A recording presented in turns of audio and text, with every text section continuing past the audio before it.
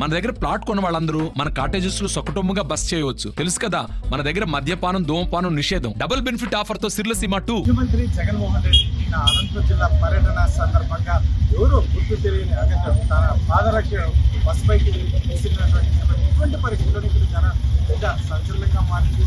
ఎందుకు అతను విసరాల్సిన అవసరం ఉంది? ముఖ్యంగా తన అసహనంతో విసిరారా, లేకపోతే ఏదన్నా ఫేమస్ కావాలని చెప్పేసి ఆ రకంగా ఆలోచన చేసి విసిరారా? అయితే మొత్తం పోలీసు వర్గాలు దీనిపైన పెద్ద ఎత్తున చర్చ జరుగుతున్నటువంటి పరిస్థితి.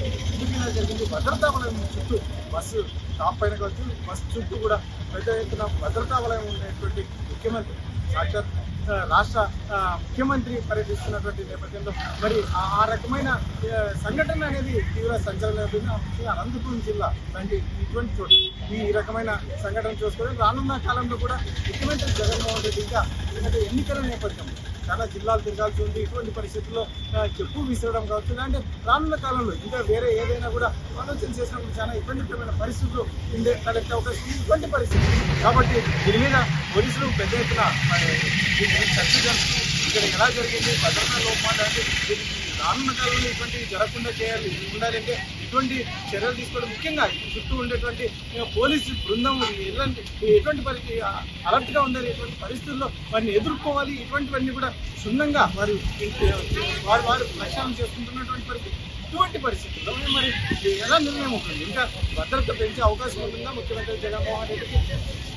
లేక ఇక్కడ బస్సు దగ్గరికి ప్రజల్ని రానికుండా ఎవరైనా చేయడానికి ఇటువంటి పరిస్థితులు ఆలోచన చేస్తారా? మరి పూర్తి వివరాలు అయితే మాత్రం దీని తర్వాత ముఖ్యంగా ఈరోజైతే జగన్మోహన్ రెడ్డి గుడ్ ఫ్రైడే సందర్భంగా అనంతపురం జిల్లాలోనే రెస్ట్ తీసుకుంటున్నటువంటి పరిస్థితి. ఈరోజు జరగాల్సినటువంటి రోడ్డు బస్ యాత్ర పూర్తిగా ఈరోజు ఆపేశారు. రేపటి కంటిన్యూ అవుతున్నటువంటి రేపు కంటిన్యూ అవుతే ఇక్కడ నుంచి భద్రతా పరిస్థితులు ముఖ్యంగా ఇన్స్పెక్షన్స్ ఎలా తీసుకోవాలి, ఇక్కడ చుట్టూ ఉన్నటువంటి పరిస్థితుల్లో ఎవరైనా ప్రజలు దగ్గరికి రానివ్వాలా, లేదంటే దూరంగా పెంచాలా, లేకపోతే పోలీసుల్ని పెంచాలా? ఎందుకంటే అక్కడ ఎవరెవరు యాక్టివ్ చేశారు పూర్తి నిఘా, ఎందుకంటే ముఖ్యమంత్రి వైపు కాకుండా ప్రజల వైపు నిఘా పెంచే విధంగా ఇది చర్యలు తీసుకునే పరిస్థితి కనిపిస్తుంది. ఇటువంటి పరిస్థితుల్లోనే మన జగన్మోహన్ రెడ్డి భద్రతా అంశం అనేది ఇది ఒకవైపు ఈ వైసీపీ నాయకులు అయితే మాత్రం ట్రాఫిక్స్ తెలుగుదేశం నాయకులు కావాలని జగన్మోహన్ రెడ్డికి వస్తున్నటువంటి ఆదరణ చూసి కోరలేకనే తెలుగుదేశం నాయకులు ట్రాఫిక్స్ ఇచ్చారని చెప్పేసి ఒకవైపు ఆరోపిస్తున్నటువంటి నేపథ్యం.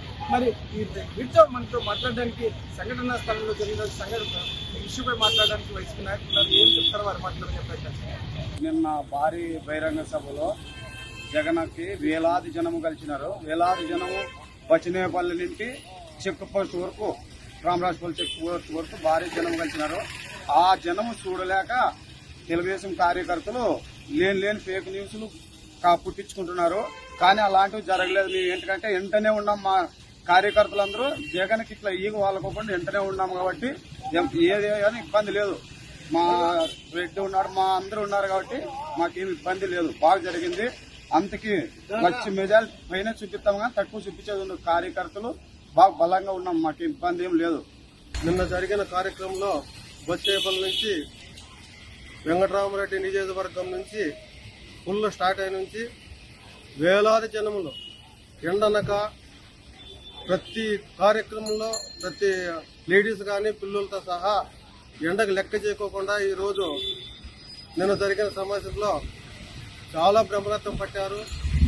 ఇంటి నుంచి బచ్చినేపల్లి వరకు దాటే వరకు భారీ జనాలు వచ్చినారు. కాబట్టి ఈ తెలుగుదేశం కార్యకర్తలు కానీ తెలుగుదేశం నాయకులు కానీ తట్టుకోలేకుండా ఆ జనాన్ని చూడలేక ఇంతకుముందు చంద్రబాబు నాయుడు గుత్తిలోకి వచ్చినప్పుడు ఆ జనాలు ఎప్పుడు కలతలేదు.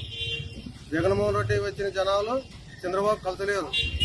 కాబట్టి ఏదో చెప్పులు వేసినట్ల ఫేక్ న్యూస్ పెట్టి చేత కాకుండా దద్దమ్ములు ఆ పనులు చేసేది. పులిగంపులు ఉంటారు చూడు, వాళ్ళు చేస్తారు ఆ పనులు. నిజాయితీగా మేము ఉన్నాం, కార్యకర్తలతో ఉన్నాం. నన్ను పొద్దున్నుంచి ఎండ అనుకోకుండా ప్రతి కార్యకర్తలు రోడ్లోనే ఉండి ఎవరో మేము జగన్ ఎన్నికతో ఉన్నాం, మా వెంకటరామరెడ్డి ఎన్నికతో ఉన్నాం. ఇట్లాంటివి జరగలేదు, ఎప్పుడు జరగలేదు. అదేదో ఫేక్ న్యూస్ పెట్టి నిన్న ఏదో అల్లాకుల్లం పట్టాలని చెప్పేసి ఈ ఆలోచనలో ఉన్నారు. కానీ జరగవు అవన్నీ. ఏమైనా ఆ రోజు వెంకటరామరెడ్డికి వచ్చేసి 50,000 వచ్చినాయి. ఈసారి 1,00,000 మెజార్టీతో గెలుస్తాడు. దీనికంటే ఛాలెంజ్ ఉన్నాం. మేమంతా కార్యకర్తలు సిద్ధంగా ఉన్నాము. వాళ్ళు ఎన్ని చేసినా ఎన్ని సూచనలు చేసినా జగన్మోహన్ రెడ్డి మా వెనకీత ఉన్నాడు, మా వెంకటరావు రెడ్డి మా వెనకీత ఉన్నాడు. ఇవన్నీ జరగని పని. ఇవన్నీ ఎన్ని చెల్లింపులు వేసినా కావు. చంద్రబాబు నాయుడు ముందుగానే జిమ్మిక్కులు మంచి కదా ఆ కార్యకర్తలు కానీ చెప్పినాడు. అదే తాలుగా మీరుగా నా సరిగ్గా నేర్చుకోండి, నేను నా లెక్క ఉంటే మీరు ఇది చేయలేరు పల్లెల్లో కానీ నా పద్ధతి నేర్చుకోని చెప్పేసి ఆ ప్రకారంగా కార్యకర్తలకు నేర్పినాడు. కాబట్టి ఆ విధంగా జరుగుతుంది. 170 ఖచ్చితంగా కొడతాం, ఇబ్బంది ఏం లేదు. బాగా ధైర్యంగా ఉన్నాడు కార్యకర్తలు. కానీ మా వెంకటరామరెడ్డికి అత్యంత మెజార్టీతో 1,00,000 మెజార్టీతోనే మేము గెలిపించుకుంటామని మేము కోరుకుంటూ నిన్నటి దినమున ఇస్కిలో బస్సు యాత్ర చాలా సక్సెస్ఫుల్గా జరిగింది. అది ఎలా ఉందంటే జనము అసలు చూడడానికి ఇసుకేస్తే రాలనంత జనం కలిశారు. కానీ కొంతమంది ఆ జనాన్ని చూసి ఓరవలేని వాళ్ళు ఫేక్ వీడియోలు చేసుకుంటా ఏదో చెప్పు ఏడో సైడ్కి వేసి అదంతా చేసి ఇలా చేసి ఎన్నో ఫేకులు చేశారు. ఇలా ఎన్నో ఫేకులు చేస్తేనేముంది, ఇప్పుడు మేము జనాల్లోకి నెక్స్ట్ ఇప్పుడు కెన్వాసింగ్కి వెళ్తాము. మేము జగన్ గారు చేసే ప్రతి సంక్షేమ పథకాలు ఎన్నో ఉన్నాయి మాకు. మేము వెళ్తాము ఊర్లో గ్రామాల్లోకి వెళ్ళి అమ్మ మీకు అమ్మ కూడా వచ్చింది కదా, అది సంక్షేమ పథకాలు ఎన్నో వచ్చాయి కదా, మా ఊర్లో ఇప్పుడు స్కూల్ ఉంది చాలా అభివృద్ధి అయినాయి, అన్ని చూపిస్తాము, అన్ని ఓటు అడిగి ఎలా చేస్తాము. ఇప్పుడు వాళ్ళు జనాలలోకి వెళ్ళి ఏమని ఓటు అడుగుతారు, ఏం చేశారని అడుగుతారు. వాళ్ళు ఏదైనా చేయాలని అడిగితే ఇంతకు ముందు గతంలో ఏం చేశారని జనాల్లో ప్రశ్నించేలా ఉన్నారు ఇప్పుడు జనాలంతా. మాకైతే చాలా ఉన్నాయి. ఇప్పుడు చంద్రబాబు నాయుడు పొత్తులు కానీ కలిశాడు. ఎందుకోసం కలిశాడంటే పొత్తుల్లో నెక్స్ట్ జగన్ గెలిస్తే ఆయన జైలుకు ఎదిస్తాడనే ఉద్దేశంతో జైలుకి పోకోవడానికి బీజేపీలో కలిశాడు. జనసేనలోకి ఎందుకు గెలిచాడంటే ఆయనకి ఏదో నియోజకవర్గంలో ఏదో ఒక 5,000 ఓట్లు 6,000 ఓట్లు పడతాయని అవన్నీ కలుపుకుందామని జనసేనలో కలిశాడు. అలా అంతా పొత్తులతో కలుపుకొని ఎక్కడ తిరిగి జగన్ని ఓడియాలని ఆయన చూస్తున్నారు. కానీ ఆయనకి ఈయన గెలిస్తే ఫలాన్ని చేస్తాను, అది చేస్తాను, ఇది చేస్తానని చెప్పకుండా ఎన్నో అవి ఇస్తాను ఇవి ఇస్తానని ఎన్నో దొంగ మాటలు చెప్తున్నాడు.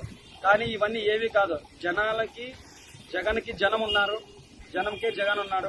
మేమంతా జనం వేసి ఓటేసి గెలిపిస్తామని నిన్నటి రోజున గుత్తిపట్టణంలో జగన్మోహన్ రెడ్డి గారు నిర్వహించినటువంటి మేమంతా సిద్ధం కార్యక్రమం సంబంధించిన బస్సు యాత్ర విజయవంతం కావడం జరిగింది. దాన్ని చూసి ఓర్వలేని కొంతమంది మార్పింగ్ వీడియోలు క్రియేట్ చేసి జగన్మోహన్ రెడ్డికి అక్కడ జనాలు బ్రహ్మరథం పడుతుంటే దాన్ని జీర్ణించుకోలేని వాళ్ళు మార్పింగ్ వీడియోలు చేసి ఆయన పైన చెప్పులు ఇసిరారంటూ దుష్ప్రచారం చేయడం జరుగుతుంది. దీన్నంతా ప్రజలు గమనిస్తున్నారు. నిన్నట అక్కడ సభలో లక్షలాది మంది జనం సమక్షంలో జరిగిన విషయం ఏ ఒక్కరు కూడా ఆ సన్నివేశాన్ని చూడలేదు. వీళ్ళు చేసిన మార్పింగ్లు, వీళ్ళు చేసిన ఎడిటింగ్లతో మభ్యపెట్టి జనాలను మోసం చేయాలని చూస్తున్నారు. ఇది జరిగిన పని. జగన్మోహన్ రెడ్డికి ఈ ఆంధ్రప్రదేశ్ రాష్ట్రంలో ఎక్కడికి వెళ్ళినా కానీ 175 నియోజకవర్గాల్లో బ్రహ్మరథం పడుతున్నారు. ఆయనకి ఘనంగా పూల స్వాగతం పలుకుతున్నారు తప్ప ఆయన మీద ఎక్కడా గాని ఈ రోజు వరకు ఒక చిన్న అవాంఛనీయ సంఘటన కూడా జరిగిన దాఖలాలు లేవు. ఇది కావాలనే ఉద్దేశపూర్వకంగా చేయడం జరిగింది. వాళ్ళందరికీ అలాంటి మూర్ఖులకి ఒకటే తెలియజేస్తున్నాం, రానున్న రోజుల్లో 175కు 175 ఖచ్చితంగా గెలిపించడానికి రాష్ట్ర ప్రజలందరూ సిద్ధంగా ఉన్నారు. అదేవిధంగా మా గుంతకల్ నియోజకవర్గంలో కూడా వై వెంకటరామరెడ్డిని మరోసారి గెలిపించి చరిత్రను తిరిగి రాసే విధంగా మెజార్టీ అందించేందుకు సిద్ధంగా ఉన్నారని కూడా తెలియజేస్తున్నారు. జగన్మోహన్ రెడ్డి బస్సు యాత్రపై పాదరక్షకు విసిరినటువంటి నేపథ్యంలో మరి ఇది వైసీపీ నాయకులు చెప్తున్నటువంటి విషయం. మొత్తం మీద అయితే మాత్రం ఇదంతా గ్రాఫిక్స్ తెలుగుదేశం పార్టీ వాళ్ళు చేస్తున్నటువంటి కుట్ర.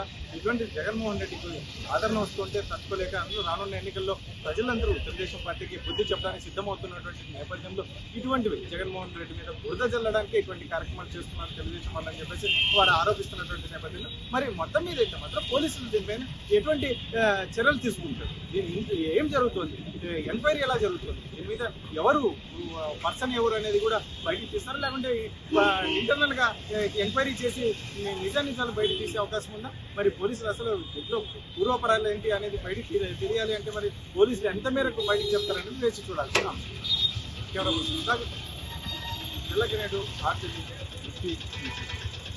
మరిన్ని వీడియోస్ కోసం ఛానల్ ని సబ్స్క్రైబ్ చేయండి. లేటెస్ట్ అప్డేట్స్ కోసం వాట్సాప్ ఛానల్ ని ఫాలో చేయండి. అండ్ లింక్ డిస్క్రిప్షన్ లో ఉంది.